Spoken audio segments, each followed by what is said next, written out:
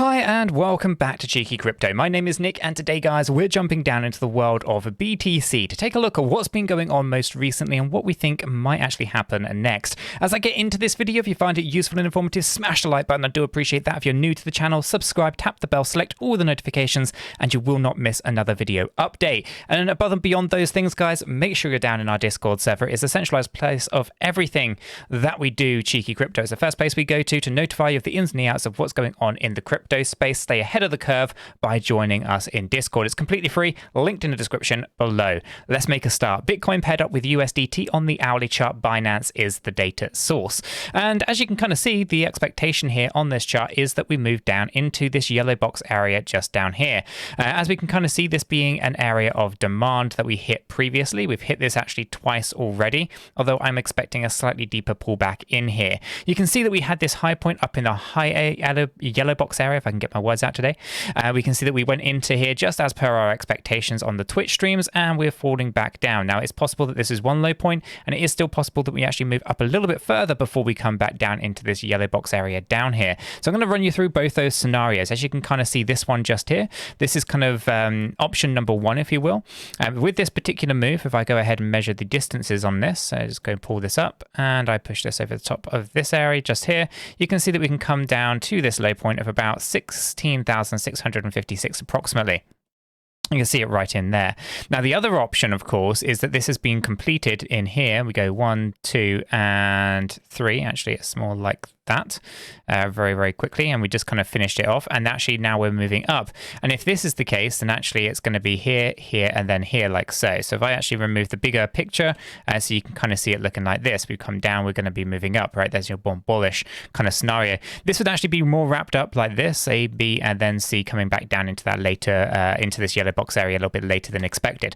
Okay, so there are kind of two options here. Let me just remove those. This is the one that essentially we are heading down to, right? We are heading into this yellow box area. The only question is, are we going to break upwards before we get that opportunity to revisit this zone?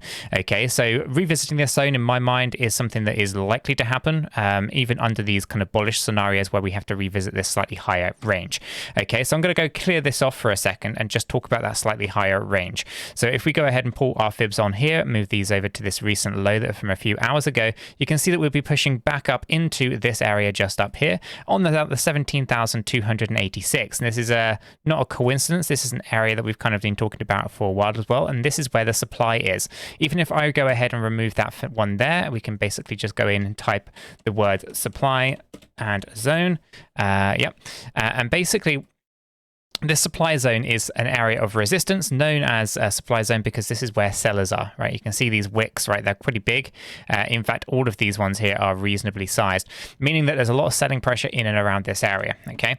So if we are to push up higher, we have that kind of expectation that we're only really going to barely touch this range and then pull to the downside. Like I said, though, my expectations are we are going to be visiting this low range again and probably earlier than expected. Now, if I bring up our stochastic RSIs, we do see that on the 1 hour and 4 hour we're oversold down here, and on the 8 hour we're not, but the daily we're also overbought. So we want to be a little bit aware there's a lot more room to the downside than there is to the upside, but there is some minor stuff to occur here. So these 1 and 4 hour charts could be an indication that actually there's progression up here into that supply zone before we have to revisit this low area here, which would be known as the demand zone. So I'll go ahead and type this in here, demand zone.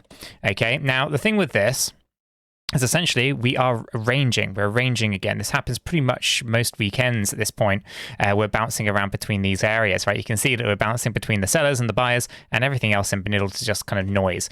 So these are kind of the markets that we don't tend to get too involved with because there isn't huge volume pushing the price in any one direction, and you can get trapped out pretty quickly. So we try to avoid ranging markets where possible. If I zoom out, you can kind of see that a little bit clearer, right? What we're looking for really are the bigger moves, and we have found this as a potential area, the supply zone area, where we do think that there's a likelihood of massive move to the downside. Okay, that's indicated on that daily chart as well.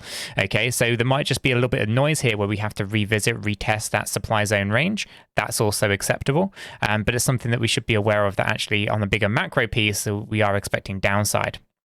But over the weekend, just imagine that we're going to test both the demand and the supply range, in my opinion. Now, if I come up into our daily chart and bring this back down, you can kind of see the bigger piece here. and how we're heading down towards this range, basically between 13,175 and 14,753 approximately. The higher that we go, obviously this changes a little bit as well. So just kind of bear that in mind. From here, you can see that we're well overbought on our stochastic RSI on the hourly, on this daily chart. Now, if I go to the weekly chart, we've only just come down into that oversold area, and we can be down here for a few weeks yet. So just bear in mind that this is gearing us up to a bigger positive move, but I think we have to come down before we can enjoy that. Okay, so just on this daily chart, just to recap, we are overbought. On the 20-hour chart, we are overbought. On the 16-hour chart, we are overbought. On the 12-hour chart, we are overbought. 8-hour chart just coming down from that overbought range. 4-hour chart oversold, but again, we can be down here a little bit longer yet. And the hourly chart looking for some form of progression to the upside. So when we take a look at those stochastic RSIs, they are pretty much giving us a pretty clear idea that there is a macro move to the downside for that kind of, next few weeks or so, before we can enjoy any potential move to the upside slightly longer term. At least that's what the momentum is indicating to us. So we don't know how high that's likely to be. We were anticipating this move to the upside after FTX pulling down and all that kind of stuff. But I'm still expecting further downside on the bigger, larger time frames. And so over the weekend, don't expect terribly too much. I could be wrong. We might see some volatility in a breakout of these ranges. But for now, I'm not seeing any reason why. I think we're just going to bounce around a little bit as those volumes are quite low, ranging in between the demand and supply zones. I'm going to leave this video right there, guys. If you have found it useful and informative, smash the like button. I do appreciate that. If you're new to the channel, then why not go ahead and subscribe to the channel. Stay up to date with absolutely everything. Join us down in Discord. Links in the description below, guys. Until the next one, have a fantastic day.